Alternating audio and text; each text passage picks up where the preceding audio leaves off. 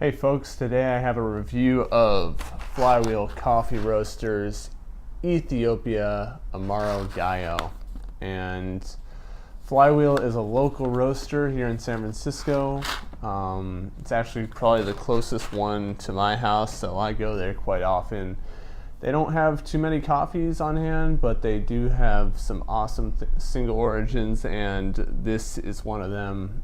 Probably the one that I order most frequently when I go into the shop. And I finally took the plunge, picked up a bag because I had 2 consecutive cups there of this stuff, and it's just super delicious, really fruity and sweet.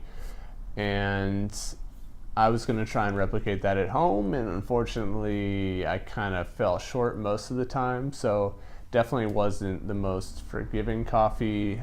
But if you were using, say, a grind that's fine enough, which I found tended to be the key here, then you would avoid that sourness that is pretty easy with this one, in my opinion.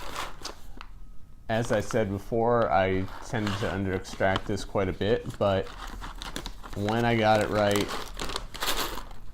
it was super nice. Almost as nice as how it was in the shop, but I'm not as skilled as their baristas, so I definitely miss the mark sometimes. So here's a look at the beans.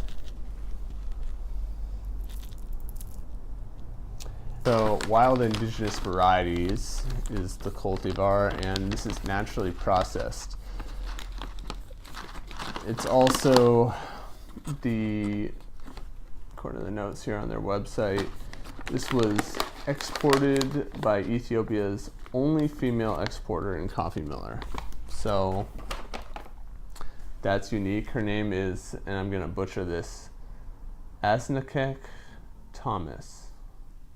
As I said, I probably butchered that, but Ethiopia's only female exporter and coffee miller. Pretty cool stuff. And according to Flywheel, there are subtle notes of blueberry, dried banana, berry, and stone fruit.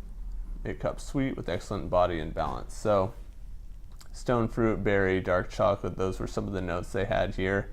And what I found myself was that it had definitely a strong acidity. In the shop, it was certainly more of a berry acidity.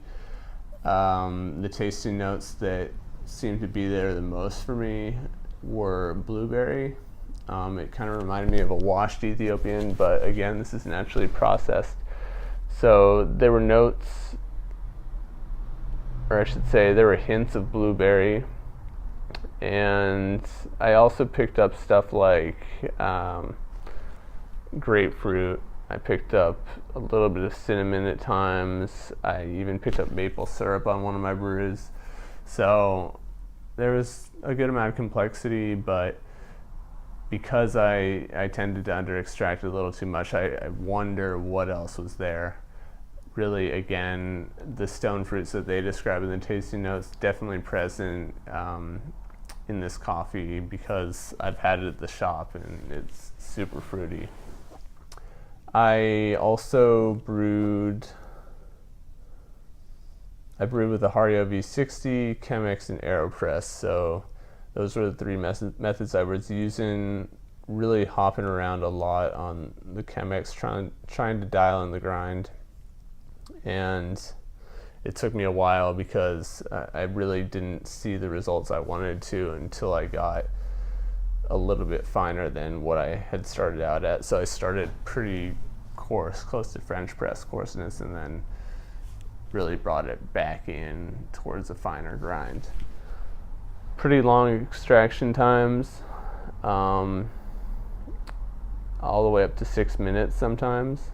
So kind of strange, because with such a long extraction you would think that the coffee wouldn't come out under extracted and sour, but that tended to happen a few times for me. And after Chemex, I moved into AeroPress, and that was better than what I was getting with the Chemex. Still sourness in the first cup, but after that, I got it balanced out and picked up those cinnamon and grapefruit notes. And then finally, Hario V60, I got a sweet citrus flavor, and down to my last cup, as you should see here.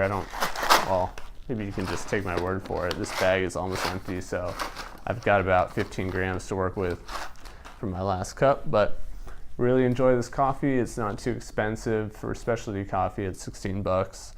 Of course, if you don't live here in the Bay Area, you're gonna have to order it online, and let's see, well, shipping's gonna vary depending on where you live, but I recommend this one. You know, even though it's a little bit tricky, if you start out on the finer end of things, especially if you're using drip methods, I would actually recommend something like a Hario V60 for this. Maybe not something like the Chemex, because I personally struggled with it. The coarser grind settings weren't really working for me for this coffee. So I'd say drip, this is great for it. AeroPress, it's good. It does have a nice body to it. And yeah, solid Ethiopian here from Flywheel Coffee Roasters. Again, pretty difficult to get dialed in, but it's really good and worth it once you do. So there you go. Thanks for watching. Subscribe, share, comment, like, whatever.